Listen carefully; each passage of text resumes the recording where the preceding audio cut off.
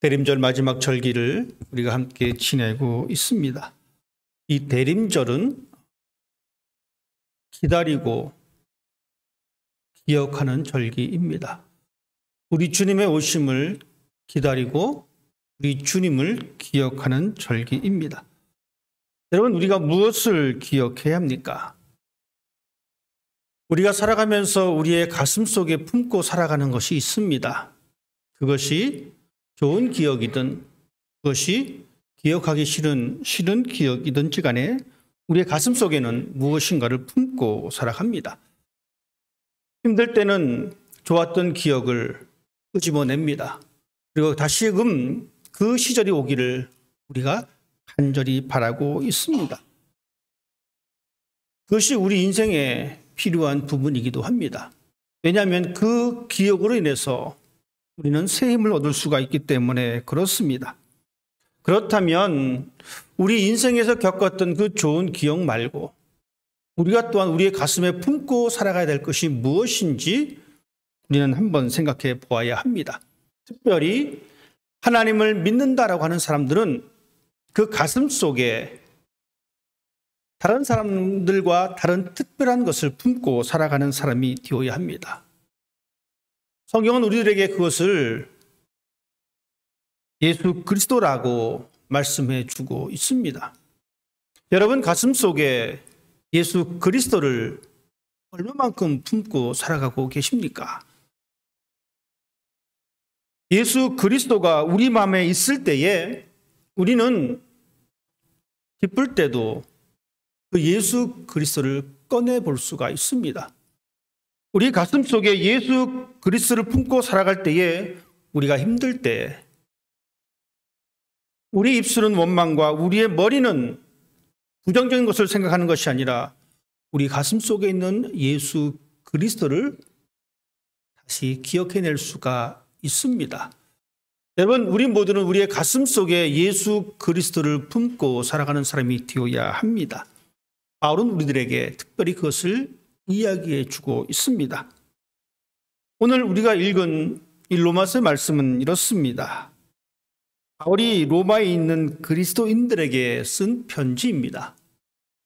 바울은 이 로마에 도착하지 않았습니다. 그는 로마에 가기 전에 이 로마 사람들에게, 즉 로마에 있는 그리스도인들에게 편지를 보냅니다.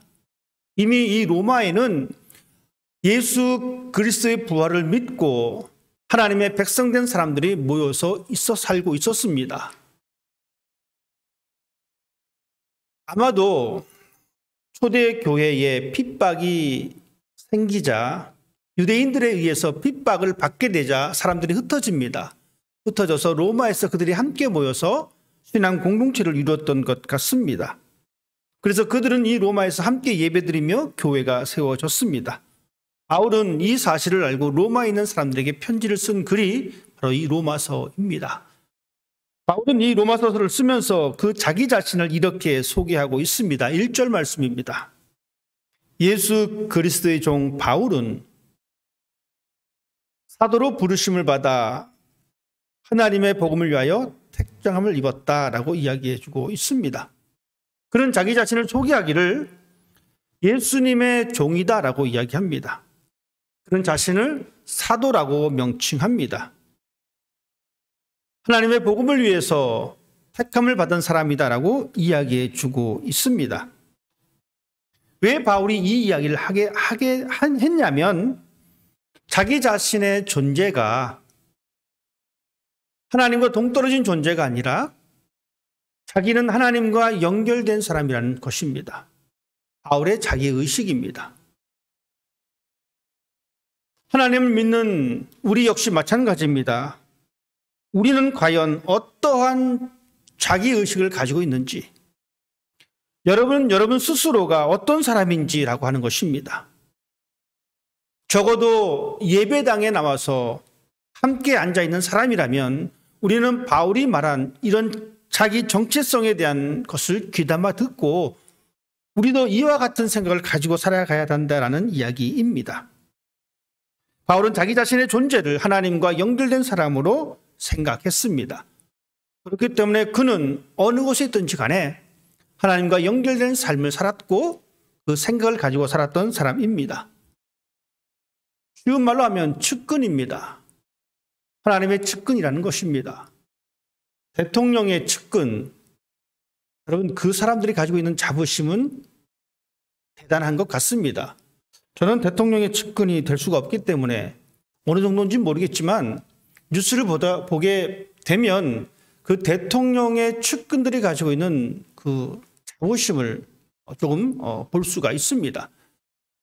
바울이 바로 그런 모습입니다. 자기 자신은 하나님과 연결된 존재로서의 삶의 모습을 가지고 있었습니다. 즉 그 바울의 가슴에는 늘 하나님과 연결되어진 그 모습을 우리에게 보여주고 있습니다. 그러면서 그런 이야기합니다. 나는 이러이러한 사람인데 나의 사명은 바로 하나님의 복음을 증거하는 사람입니다. 라고 이야기해 주고 있습니다. 바울은 그가 예수 그리스도의 종이요, 그가 사도요, 그가 부르심을 받은 그 이유는 하나님의 복음을 나타내는 것입니다. 여러분, 복음이 무엇입니까? 이 복음은 하나님의 약속입니다. 구약의 선지자들에게 끊임없이 말씀하셨던, 약속하셨던 것, 그것이 바로 예수 그리스도이십니다. 예수님께서는 육신으로는 다윗의 혈통으로 오셨습니다. 그리고 성결의 영으로는 죽은 자들 가운데 부활하셨습니다. 즉 이 말은 예수님이야말로 참 인간이며 참 신이다라는 이야기입니다. 지금 우리가 이 이야기를 들으면 그래 맞아 참 신이며 참 인간이야 라고 쉽게 동의할 수 있지만 이때 당시 2000년 전 당시에는 이것이 정말 심각한 문제였습니다. 어떻게 신이 인간이 될 수 있느냐? 이것은 결코 어울리지 않는 말이다 라고 해서 수많은 사람들이 죽어나갔던 그 시기입니다. 이러한 때에 바울은 말합니다.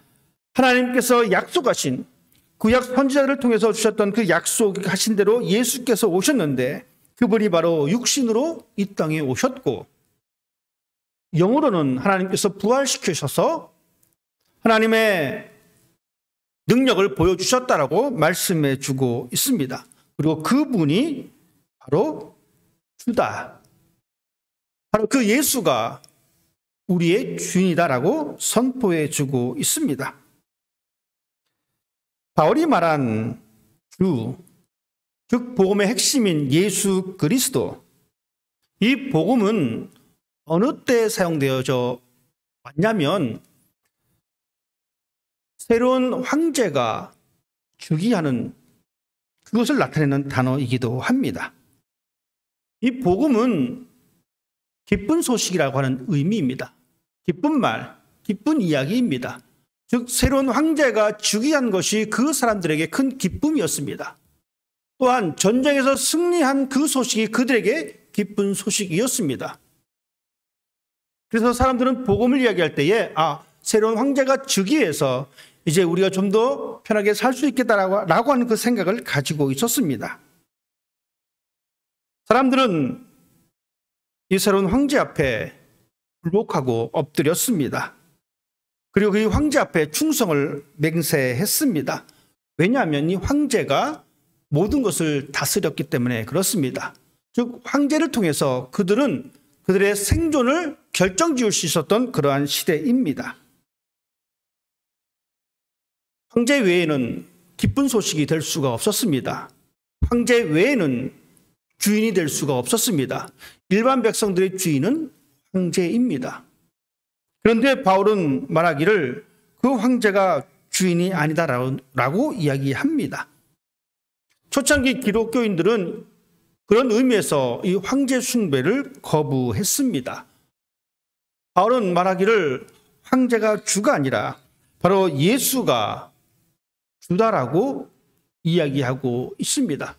그러니 사람들은 혼란을 겪을 수밖에 없습니다.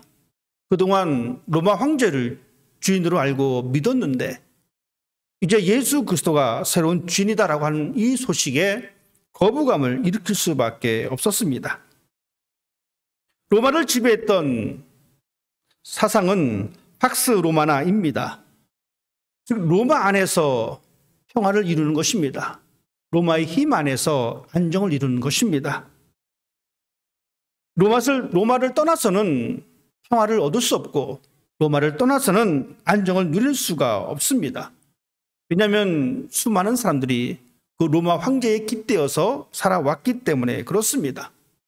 이것은 마치 자본과 같습니다. 우리는 자본과 떨어져서 생활할 수가 없습니다. 자본이 모든 것을 지배하고 있는 이 시대에 우리가 살아가고 있습니다. 그래서 사람들은 이 자본을 자기 자신의 주인으로 삼고 살아갑니다. 우리도 예외일 수는 없습니다. 우리도 이 자본 아래에 살아갑니다. 그런데 어느 날 바울이 말하기를 이 로마가 우리의 주가 아니다. 황제가 우리의 주가 아니다라고 이야기합니다. 우리의 주인은 예수 그리스도이시다. 이것이 진정한 복음이다. 이것이 진정한 기쁜 소식이다라고 우리에게 이야기해 주고 있습니다. 여러분, 우리는 어떻습니까? 우리에게 기쁜 소식이란 무엇입니까?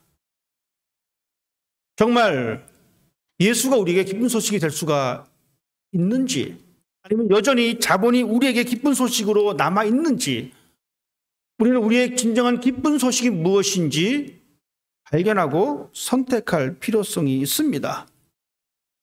물론 결혼한 이후에 새로운 생명을 원하는 사람들에게 그 가정에 새로운 생명이 태어나는 것이 기쁜 소식일 수 있습니다.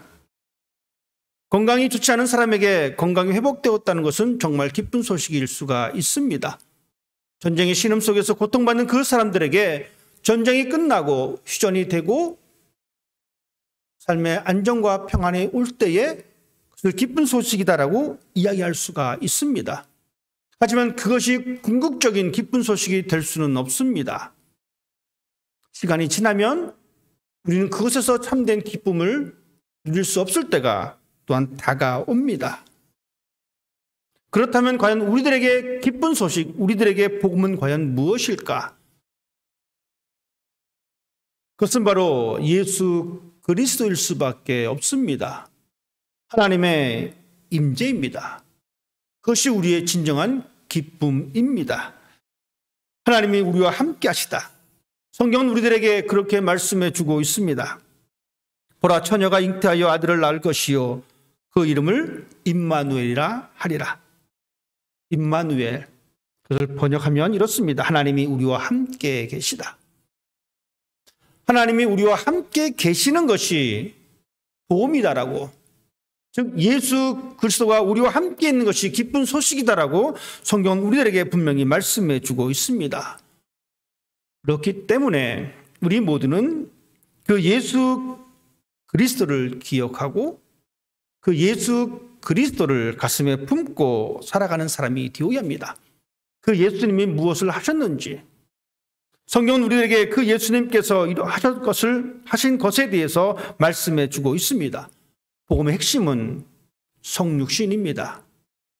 하나님께서 인간의 몸을 입고 이 땅에 오셨다라는 것입니다.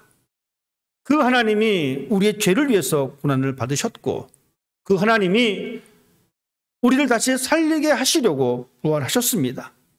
이것이 우리의 가슴속에 묻고 있어야 할 가장 기쁜 소식입니다. 바울은 그 사실을 증거하고 있습니다. 또한 우리들에게도 그 사실을 알고 그 사실을 증거하라고 이야기하고 있습니다. 우리 모두는 예수가 누구인지 경험하고 예수가 누구인지 말하는 사람이 되어야 합니다. 이것을 가리켜 신앙 고백이다라고 이야기합니다. 신앙 고백은 내가 예수를 만난 이후에 하는 것이 신앙 고백입니다. 여러분, 고백은 경험 이후에 발생되는 겁니다. 경험하지 않고 말하는 것은 완전하지 못합니다. 흔히들 이런 이야기를 합니다.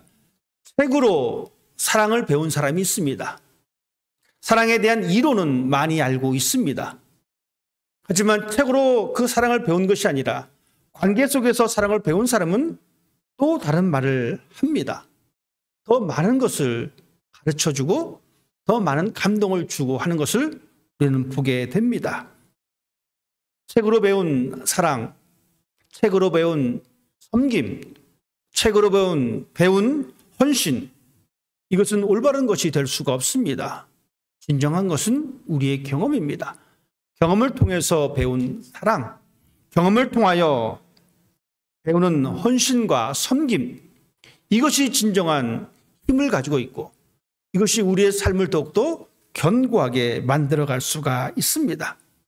이런 의미에서 우리는 예수의 경험이 필요합니다. 하나님 경험이 필요합니다. 이 경험을 통해서 우리는 올바른 신앙을 고백할 수가 있습니다. 그렇지 않으면 우리는 그냥 책에서 들었던 그 고백을 할 수밖에 없습니다. 그냥 지식으로만 전해드렸던 그것을 고백할 수밖에 없습니다. 이런 고백은 오래가지 않습니다. 쉽게 무너집니다. 쉽게 사라져 버립니다. 다윗은 그의 삶을 통해서 하나님을 경험합니다. 이렇게 그의 삶을 통해서 하나님을 경험하니까 다윗은 어려운 상황에 빠져들 때도 그 하나님을 향한 그 마음은 간직했습니다. 그는 힘든 시간을 보냈지만 여호와는 나의 목자시니 내게 부족함이 없도다라고 그는 고백합니다. 왜 그런 고백이 가능합니까? 그것은 바로 그가 하나님을 경험했기 때문에 그렇습니다. 이러한 고백은 자기 자신을 가장 잘 드러냅니다. 이런 신앙 고백은 우리의 신앙의 정체성을 표현할 수밖에 없습니다. 내가 만난 하나님에 대한 것을 알고 있기에 나는 이러한 존재다라는 것을 자신 있게 말할 수가 있습니다. 그리고 그 사람은 주어진 그 사명을 온전히 감당할 수 있는 사람입니다. 바울은 자기 자신의 정체성에 대해서 분명히 이야기해 주고 있습니다.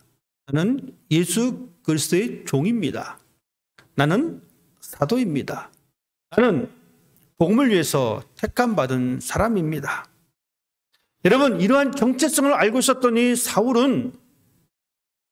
바울은 하나님의 말씀을 증거하는데 열심을 다했습니다. 어려운 환경이 있었지만 그는 그 어려운 환경을 극복했습니다. 자기 가슴 속에 있는 예수 그리스도로 인해서 그는 자신의 역할을 온전히 감당했습니다. 이것이 우리의 모습이 되어야 합니다. 이것이 우리의 사명이 되어야 합니다. 왜냐하면 우리 주님께서 이 땅에 오시는 목적은 바로 이방인들로 하여금 그들로 믿게 하고 그들이 하나님의 품으로 들어오게 하시기 위해서 예수님께서 이 땅에 오셨기 때문에 그렇습니다. 바울이 경험한 예수 그리스도 또한 아직도 경험하지 못한 사람들의 연결고리가 되었듯이 우리의 삶도 마찬가지입니다. 우리도 이 연결고리가 되어야 합니다. 그 연결고리를 우리가 감당하는 것이 예수 그리스도 오심을 기다리는 사람의 올바른 모습입니다. 바울은 자기 자신을 또한 자기 자신이 해야 될 것이 무엇인지 정확히 알고 있었습니다. 하나님께서 그에게 그것을 알게 하셨습니다. 하나님이 가르쳐 주셨습니다. 베드로가 예수님을 만납니다. 예수님께서 베드로에게 이렇게 말씀하십니다. 너는 이제 사람을 낚는 어부가 되리라. 하나님께서 가르쳐 주십니다. 하나님께서 바울에게 가르쳐 주셨고 하나님께서 우리에게 또한 가르쳐 주십니다. 예수님께서 부활하신 이후에 이 땅에서 사람들과 함께 지내다가 이제 승천하십니다. 승천하실 때 이렇게 말씀하셨습니다. 너희는 가서 모든 민족을 제자로 삼아 아버지와 아들과 성령의 이름으로 세례를 베풀고 내가 너희에게 분부한 모든 것을 가르쳐 지키게 하라. 예수 그리스도를 가슴에 품고 살아가고 있는 우리들에게 하나님은 그렇게 말씀하십니다. 너희는 가서 모든 민족을 제자로 삼아라. 즉 하나님은 우리에게 사명을 주셨습니다. 즉 우리의 정체성을 다시 한번 확인시켜 주십니다. 이제 우리는 예수 그리스도의 제자입니다. 이제 우리는 그리스도인입니다. 이제 우리는 사명을 받은 사람들입니다. 우리의 가슴에 예수 그리스도가 품겨져 있습니다. 이런 우리의 마음속에 확신이 있을 때에 우리는 확신 있게 복음을 증거할 수가 있습니다. 하나님의 부르심에 확신이 있었던 바울은 그 역할을 온전히 감당했습니다. 신앙은 확률이 아닌 확신입니다. 우리는 이 확신 가지고 우리 주님을 기다리고 우리 주님께서 우리에게 말씀하셨던 그 사명을 온전히 감당하는 사람이 될 수가 있습니다. 확신이 없으면 할 수가 없습니다. 이스라엘의 전쟁이 발생했습니다. 그런데 이 전쟁의 상대가 거인 골리앗입니다. 아무도 그 거인 골리앗 앞에 나서지 못합니다. 얼떨결에 형들의 안부를 물으러 갔던 다윗이 그 광경을 보게 되었습니다. 자꾸 듣다 보니 이 골리앗이 자기가 경험했던 그 하나님에 대하여 모욕을 합니다. 그냥 지나치면 참 좋았을 텐데 다윗은 그것에 대해서 그냥 내버려두지 않고 그 전쟁에 나서게 됩니다. 그때 당시 골리앗과 다윗은 비슷한 나이 또래가 아닙니다. 다윗은 어렸습니다. 성인이 입었던, 왕이 입었던 그 갑옷조차도 입을 수 없을 정도로 적은 사람이었습니다. 하지만 그는 그 골리앗 앞에 나섭니다. 나설 수 있었던 이유가 무엇입니까? 어쩌면 내가 이 골리앗을 이길 수 있겠다라고 하는 이 확률에 자신의 목숨을 걸지 않았습니다. 그가 골리앗 앞에 설 수 있었던 것은 확신입니다. 하나님이, 내가 경험한 그 하나님이 나와 함께 한다라고 하는 이 확신입니다.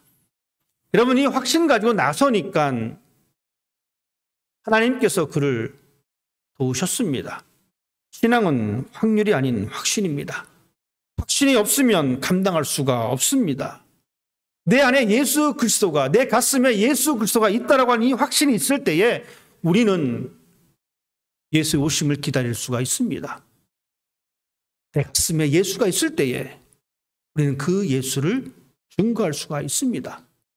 내 안에 그런 확신이 있을 때 우리는 봉사할 수가 있습니다. 우리는 하나님의 일을 감당할 수가 있습니다. 예수 그리스도를 기다리는 우리에게 있어서 가장 기쁜 소식은 내 안에 예수 그리스도가 있다는 이 소식입니다. 하나님이 우리와 함께 하신다. 온 백성들이 기뻐해야 할 그 소식이 바로 우리가 품고 있는 그 소식입니다. 우리의 가슴 속에 복음을 품고 살아가는 우리들에게 바울은 이렇게 권면하고 있습니다. 7절의 말씀입니다. 로마에서 하나님의 사랑하심을 받고 성도로 부르심을 받은 모든 자에게 하나님 우리 아버지와 주 예수 그리스도로부터 은혜와 평강이 있기를 원하노라. 이 말씀을 조금 바꿔봤으면 좋겠습니다. 세인루이스에서 사는 하나님의 사랑하심을 받은 성도로 부르심을 받은 우리 모두에게 은혜와 평강입니다. 성도로 부르심을 받았습니다. 즉, 그 가슴에 예수 그리스도를 품고 사는 사람입니다. 그 사람에게 은혜와 평강입니다. 은혜와 평화입니다. 예수 때문에 흔들리지 않는 사람에게 나타나는 결과가 바로 이것입니다. 우리의 삶에 은혜가, 우리의 삶에 평화가 모자란다면 우리는 우리의 가슴 속에 예수에 대한 확신이 없기 때문에 그렇습니다. 아직 부족하기 때문에 그렇습니다. 내 가슴 속에 그 절대 생명인 예수 그리스도에 대한 확신이 없다 보니까 은혜가 적습니다. 평화가 적을 수밖에 없습니다. 여러분, 은혜는 어떤 것입니까? 은혜는 무엇인가 내가 얻게 되어진 것이 은혜입니다. 여러분, 이 은혜는 내 삶을 하나님의 선물이라고 생각하는 사람들이 누릴 수 있는 감정입니다. 이 선물은 내 노고와 내 수고가, 내 노력이 될 수가 없습니다. 내 수고가 아니기 때문에 내가 얻은 것이 은혜입니다. 내 고생이 아니기 때문에 내가 가지고 있는 것은 하나님의 은혜입니다. 그런데 사람들은 자기의 수고와 자기의 노력을 이야기합니다. 그러니 조금 갖게 되면 화를 냅니다. 무엇인가 뺏겨버리면 화를 냅니다. 왜냐하면 자신의 삶이 자신의 소유다라고 생각하고 있기 때문에 그렇습니다. 여러분, 우리는 죽었다 다시 살아난 사람입니다. 예수의 생명으로 인해서 우리는 우리의 자아는 죽었고 하나님의 은혜로 우리는 다시 살아난 존재입니다. 그러니 우리가 누리고 있는 것이 그것이 비록 적다 할지라도 하나님의 선물입니다. 하나님의 은혜입니다. 하나님의 은혜다라고 고백하지 않을 수가 없습니다. 삶은 하나님의 은혜입니다. 내가 이루고자 하면 힘들어집니다. 내 마음이 상할 때도 많이 있습니다. 여러분, 내가 이루고자 했는데 이루어지지 않을 때 여러분 얼마나 화가 나십니까? 그러면 나만 혼자 망가지는 것이 아니라 내 이웃도 힘들어집니다. 내가 이루고자 했는데 못 이루니까 옆 사람에게 투정합니다. 옆 사람 탓을 돌리기도 합니다. 관계가 파괴되어져 버립니다. 이런 사람에게는 은혜가 있을 수가 없습니다. 우리는 예수 그리스도 복음을 품고 살아가는 사람입니다. 모든 것이 하나님의 은혜임을 고백할 수가 있습니다. 하나님의 은혜가 우리 가운데 있다 보니 우리는 평화를 경험할 수밖에 없습니다. 여러분, 내 뜻대로 모든 것이 이루어진다라고 우리 마음속에 평화롭습니까? 그렇지 않은 것 같습니다. 내가 원하는 것, 모든 것들을 내가 이룬다라고 우리의 마음속에 평화가 찾아오지 않습니다. 그것은 가짜 평화입니다. 진짜 평화는 내가 가지고 있는 모든 것을 빼앗겨도 결코 흔들리지 않는 것이 진짜 평화입니다. 이 진짜 평화에서 우리가 얼만큼 자유로울 수가 있습니까? 내가 가지고 있는 것 조금만 빼앗겨도 화가 나는데 모든 것을 빼앗겨도 평화롭다? 있을 수 없는 일입니다. 그런데 바울은 우리에게 이야기하고 있습니다. 하나님께로부터 성도라고 일컬음 받은 사람들, 즉 예수 그리스도의 복음을 가슴에 품고 살아간 사람들에게 나타나는 것은 은혜와 평화다라고 이야기하고 있습니다. 모든 것을 다 빼앗겨도 우리가 평화를 간직할 수 있는 것은 예수의 생명이 우리 가운데 있기 때문에 그렇습니다. 예수 그리스도가 우리 가슴 속에 있기 때문에 우리는 설령 우리가 가지고 있는 것을 빼앗긴다 할지라도 우리의 마음은 흔들리지 않을 수가 있습니다. 그 하나님을 우리는 기다립니다. 그 예수님의 이 땅에 오심을 기다립니다. 이것이 우리의 신앙의 모습입니다. 하나님은 하나님의 약속대로 예수 그리스도를 이 땅에 보내주셨습니다. 하나님은 하나님의 약속대로 우리에게 은혜와 평화를 주십니다. 그 약속을 기다리십시다. 그리고 그것이 내 삶에서 이루어지는 그 영광스러운 시간들을 기대하십시다. 왜냐하면 우리는 우리의 가슴 속에 복음을 품고 살아가고 있기 때문입니다. 우리의 가슴 속에 예수 그리스도를 품고 살아가기 때문입니다. 그 하나님이 여러분의 마음에 은혜와 평화를 주십니다. 기도하겠습니다.